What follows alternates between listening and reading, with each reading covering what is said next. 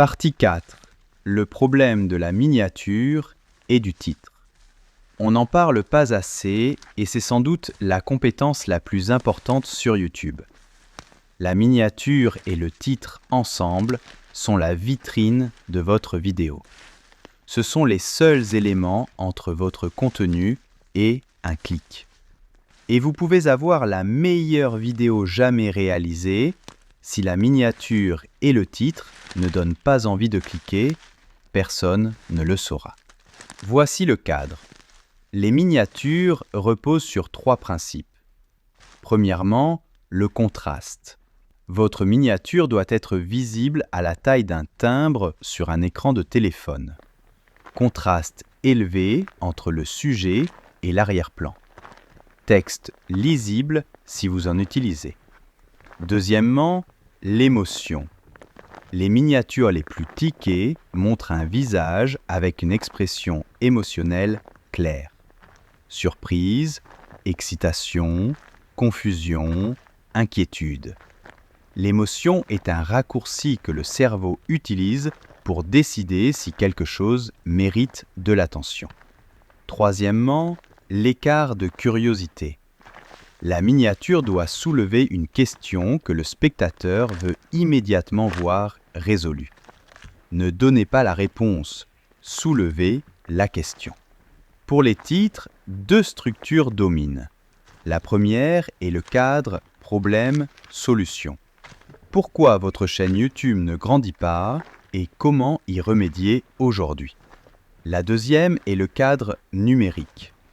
7 erreurs YouTube qui détruisent votre chaîne. Pourquoi cela fonctionne? Parce qu'ils font une promesse implicite.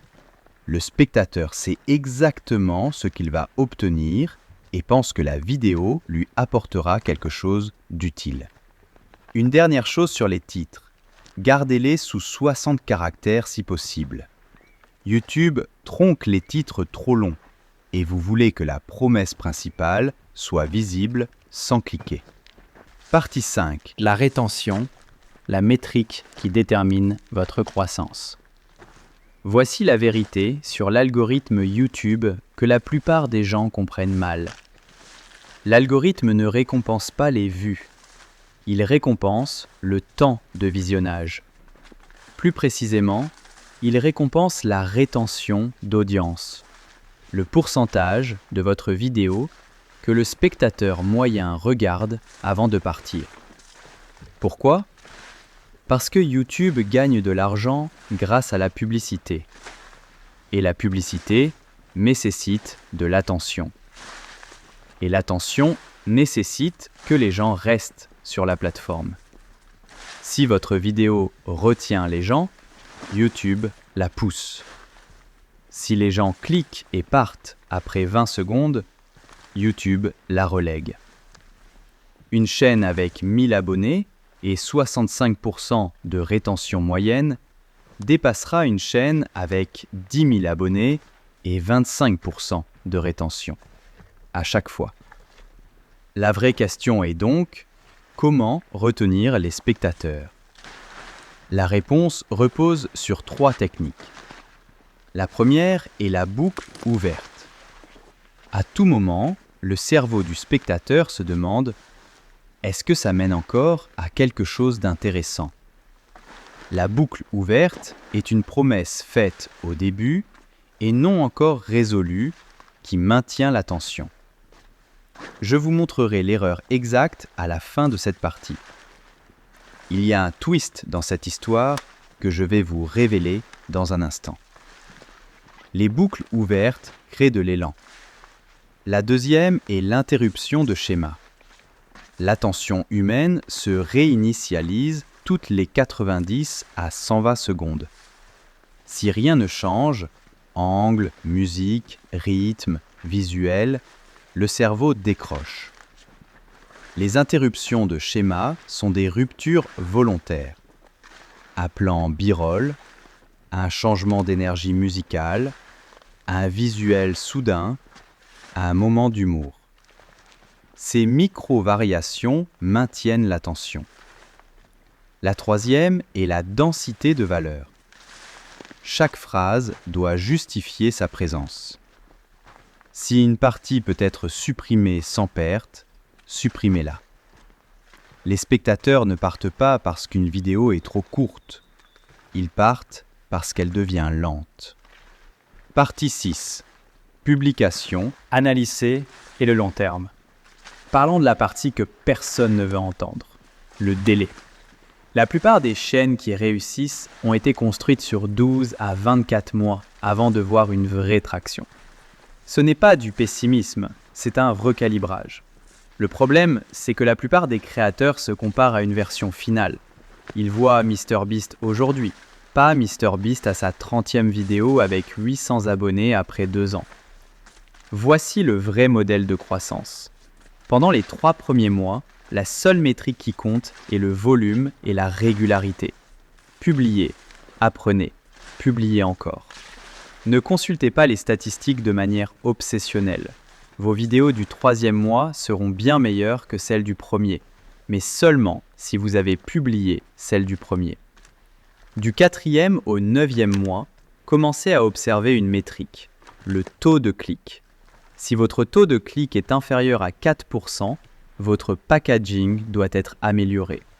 S'il est bon, mais que la rétention est faible, c'est le contenu qui doit être amélioré.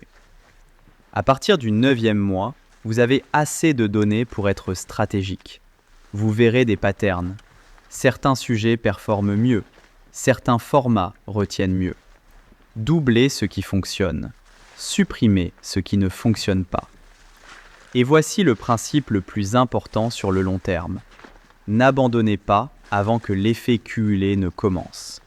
YouTube est une machine cumulative. Une vidéo publiée il y a 18 mois peut encore générer des vues aujourd'hui.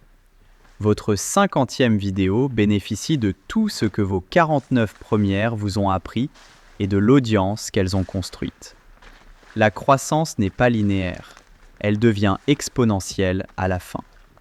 Les créateurs qui arrêtent au 6e mois ne le découvrent jamais. Conclusion. Rassemblons tout cela. Construire une chaîne YouTube efficace n'est pas un mystère, c'est un système.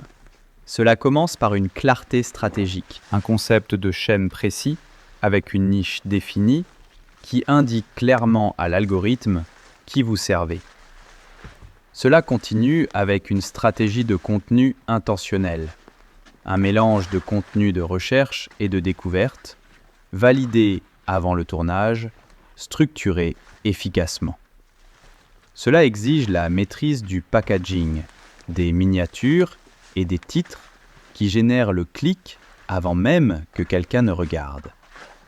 Cela nécessite une obsession de la rétention, garder l'attention grâce aux boucles ouvertes, aux interruptions et à une forte densité de valeur. Et par-dessus tout, cela demande la discipline de rester suffisamment longtemps pour que l'effet cumulatif fonctionne. Voici la chose que je vous ai promise au début, celle qui change tout. La plupart des gens pensent que YouTube est une compétition créative. La meilleure vidéo gagne, le plus gros budget gagne, le plus talentueux gagne. Ce n'est pas le cas. YouTube est une compétition de constance.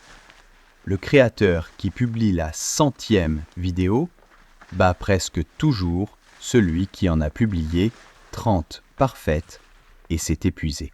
Vous n'avez pas besoin d'être le meilleur, vous devez être encore là. Commencez maintenant. Commencez imparfait. Commencez précis et continuez.